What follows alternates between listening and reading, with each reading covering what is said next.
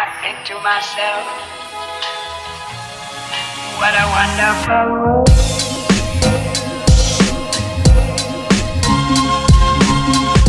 Okay, so let's pretend to be excited to see each other. Oh my god, Erin!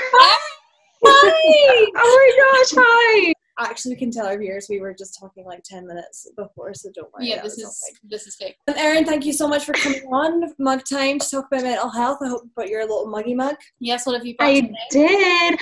I brought these little pups coming back from the market. They're so sustainable, cycling there, respect. Seriously. I know. That's all we can ask. Basically, obviously, you know that we talk about mental health on our little Mug Time podcast. I'm calling it a podcast from now on. So we wanted to talk to you because you're so amazing, and I feel like within the camp community, people look up to you big time, and out with, I'm sure your friends are obsessed with you, as we all are. So we thought if you were open and honest about your mental health, it will encourage other people to do the same. So what does mental health mean to you, and is it something that you struggle with? Yeah, sure. I think mental health is like all encapsulating, like there's I think it's really easy to just think like depression, anxiety, or like these sort of buzzwords. But I think it's also in a lot of ways about, even if you're undiagnosed, like you could have mental health issues. I think everyone has a brain. Oh yeah. Therefore, everyone has mental and a health status. So it's just like in terms of where you're feeling with that. So I personally am not diagnosed with any mental health illness specifically, but I think there's no one on this earth, you're a liar if you don't struggle with mental health. Like, everyone has ups, everyone has downs, and I'm certainly a part of that. Totally. And things can change so quickly too. I feel like maybe like do you feel like the more that you have those days, like if a rough day comes along, do you kind of like reach toward things that you remember that made you happy, or like? Yeah, I think I'm someone who honestly, personally, I get really thrown off when I have days that aren't like that. It's not like I wake up every morning like, ha, ha, ha, like singing to the birds. But at the same time, like, I think when you wake up and you know, like, oh, this isn't it, like that makes me nervous, which then makes me more anxious, which then like spirals the day deeper. But I think in a lot of ways to get out of that, like to use optimism in a way that it just becomes like you're not like trying to think about being optimistic or being grateful. Like you just try to do it so often that it becomes a habit. Mm-hmm. And do you guys listen? Oh, you're Murderinos, my favorite murder. Yes, Karen Kilgariff always says that when you're feeling like you're having a horrible day, do something good for somebody else. Definitely. So that's like my number one thing, because it's like a surefire way for me to feel better about the day. Like at least I did something. No, I feel that I totally feel the same, because I feel like I am a happy person at core. Like I think I'm hilarious. Like I have fun with myself all the time, and when I'm like, oh my god, like actually feeling quite down, and it's like it does throw you off. You're like, oh my god, is something wrong? There's something wrong. I'm never going to be happy again. This is it. Right. Oh my god. And you're right, like doing things for other people. Like I made a TikTok. Checking out on TikTok. I made a TikTok a while ago, and it was like I was feeling like awful, and I just like cleared the hallway for all of my neighbors, if you will, and like hung up little masks and like bunting, whatever. And I was like, for the people, and I came back in. I was like, I'm back, baby. Like, that's it. Like it, like. I feel fortunate that for me, that's something that I can do, and like that's all it takes. I know for a lot of people, it takes a lot more than that. But I think that's definitely at least like a first step in the right direction. And it isn't always like, wow, now I'm back on my I got it. Yes. I'm back, like baby. But I think it definitely helps. Yeah. I feel like for me too, like I struggle with mental health. Like it is hard. So I feel like, but you can almost take your same advice and say like, okay, I'm going to just work on optimism or doing something for someone else. It's like if I have those days when I'm feeling really, really good, which, you know, lately has been most days, which is really, really great. Like, then I hold on to that. I'm like, do you remember those days when I was really down, or this was bothering me, or like I was feeling anxious? Like you can still hold on to that optimism and be like, okay, that might come my way. We got past it. Exactly. Yeah. Right. And that's, I think, honestly, like a lot of quarantine, a lot of like, I'm working from home in a small apartment. It's not been like the most joyous, like perfect experience these days, as it hasn't been for anyone. And I think it's all about just like making sure you're taking Frozen, the next right step. Like all you have to do is know the next right thing to do. You don't, or not even the right thing to do. Like just go forward one step and at least you're going forward. Absolutely. So. Like, the picture can be kind of hard. It's like, if you take it little by little, like, that's. Oh my God. You're still laughing. I thought you were going to cry. I'm still laughing. I'm still laughing at you. I wake up. Whoa! Oh my God. Like, that hit different. Speaking of your friends, Yeah. do you think is that is mental popcorn Sophie? Why do I keep doing this? Like I'm like back to Erin in the studio. Back to you, Erin. Erin in the studio. Is mental health, is it a common topic with your friends? Do you guys talk about it openly, do you think? Or like, is it just kind of not really spoken about? Yeah, I think it kind of depends. I think for the most part, my friend group is really open about talking about mental health. I'm really fortunate that I've been friends with these same girls for the most part since just in terms of my college friends, at least like since freshman year. Yeah. So we have like 5 or 6 years under our belt where so much has changed in our lives and like we've been there for all of it. So, I mean, there's 14 of us. So I definitely think there's some people that are obviously more comfortable and will just walk in the room and be like, today's not it, help me. And other people who like will just really keep to themselves, which of course that's how mental health goes. Like everyone deals with it in their own way. But I definitely think it's something for the most part people feel comfortable like just putting on the table and being honest about, which is like a huge resource to have. I'm really lucky. Yeah. I think also like just beyond like my school friends as well, like my friends from abroad, like my 3 closest friends from abroad, we are constantly texting like, I'm not good, I'm great, I just wanted to tell someone. And obviously people from camp are like such an awesome pool of people to go to. But I think that is so important too, because I feel like when you are having a bad moment or if you're really, really struggling through something really serious, that is the hardest thing ever, to be like, oh, actually I'm struggling. So especially when, I mean, I'm not someone who, I don't see a therapist, which I'm a proponent, like everyone should see a therapist. Like, why wouldn't you? But I personally just don't at this time in my life.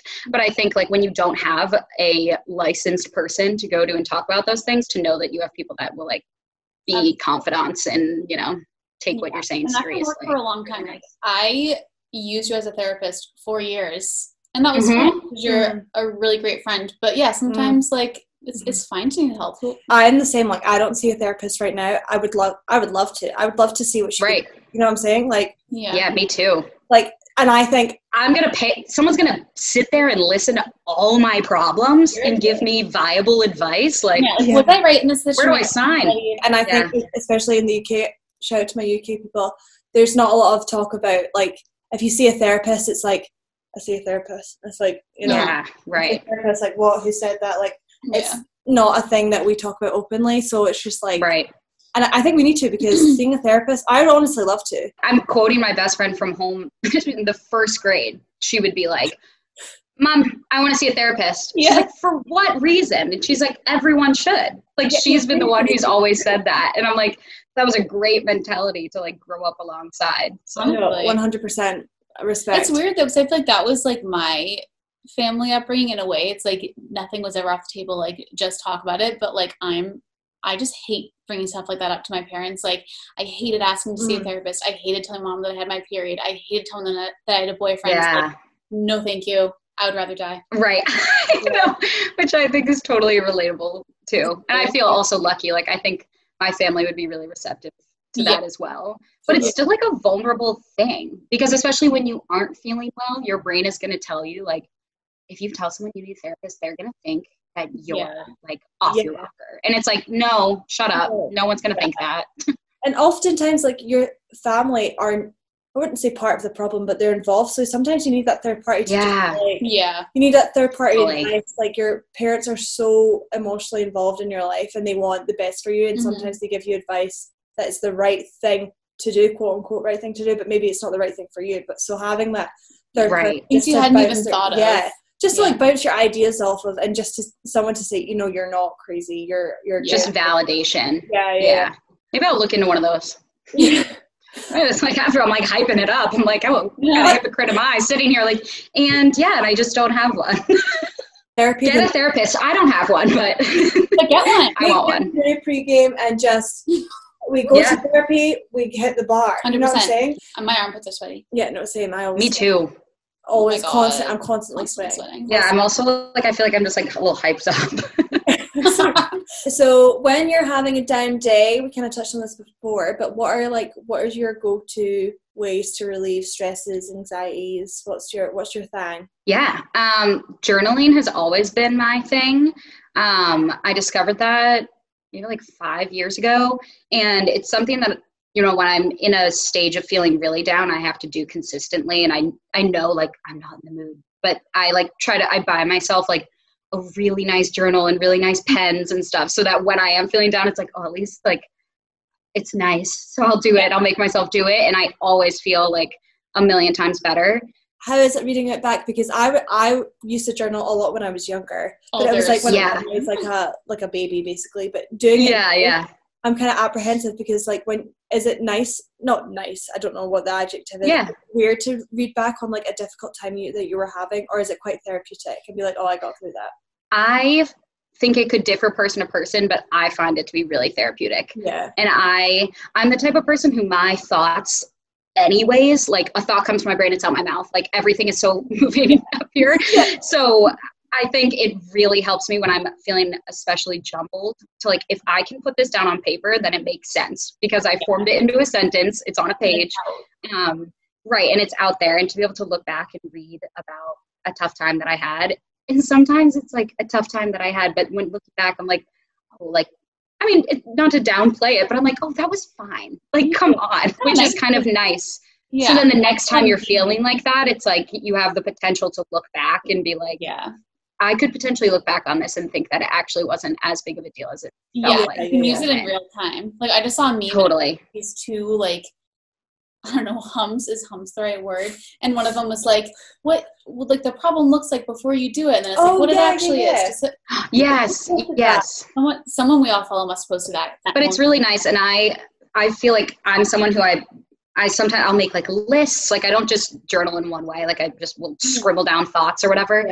Yeah. And I was feeling really down like a couple weeks ago, and I looked back and I had these goals that I had filled out, like a couple of questions that I saw online before the new year started, and things that you hoped for 2020, which is especially a weird thing, but I honestly forgot that I had done it. Yeah. And then I looked back and reread it, and I was like, okay, actually, despite, like I set 3 or 4 goals for myself, despite everything, I like wanted to move to Boston. I wanted to have a new job. I can't remember the others, but there were a few others that I'm like, okay, I've achieved like at least a couple of these. So it gave me like reason to be proud, even though it didn't all, necessarily come together because of the state of the world. But yeah, if you can accomplish anything in 2020, like bow down. And it really helps keep myself accountable. Yeah. Because I will like write myself like, do this, do not do this, like stop doing this. And then if I look back, I'm like, I'm still doing that. Like it helps keep myself accountable. Yeah. No, I love a list. I love my life in a list. I like go to bed at night. I write myself a list for the next day, and it keeps me so strong. Yes. Like, see if you tick them off. You cannot buy that feeling. Let me tell you. No. And even to write something after you've done it that wasn't on the list. Oh, immediately. Yeah. I do that all the time in school. It's like read chapters 3, like, but I also read chapter 4. Like, yeah, I literally do that. I got something done. Love. But yeah. What was that? Sorry, I did just. I'm just breaking news. Am I breaking up? Sorry, I'm sorry. The crowds here are insane. Sorry. And if you can hear, there's a lot of traffic. So at camp, Erin introduced this really, really great song. It's known as the Fill My Cup song, and it is so inspiring. Can you quickly explain what that is and what it means to you? Yeah, of course. Oh, sorry, I should have paused. Of course. So I, for a long time, and I still do, well, not this summer because of everything, but I've gone on the Appalachia Service Project, which is essentially like an organization that helps rebuild homes for people in Central Appalachia. And we do a lot of singing and stuff on that trip. And so on that trip, I learned this song called Fill My Cup. The lyrics are, fill my cup, let it overflow. Fill my cup, let it overflow. Fill my cup, let it overflow. Let it overflow with love. The whole concept of that is doing things in your life that will fill your cup. So your cup is like, to me, it's like your heart or your spirit, your soul. And doing things, when you do positive things, it fills your cup. And when you feel, when you have a breathtaking moment, when you look around and you're like, wow, I can't believe I'm here. I can't believe this is happening to me. That's like, whoo, cup fills right up. And I think those can also happen in little ways. So making sure that you are filling your own cup, but I think also being mindful of knowing the people around you and how to fill their cups if you can. I was going to say too, because it's so like if you're having a bad time or a hard time, like filling someone else's cup, so to speak. Yeah. It's so helpful. Love it. Yeah, it's something that like really resonated with me when I first heard it. And really has ever since then. It's just such an easy concept. I'm a really visual person. So it's so easy to picture. And I think everyone can relate to like what that kind of moment feels like.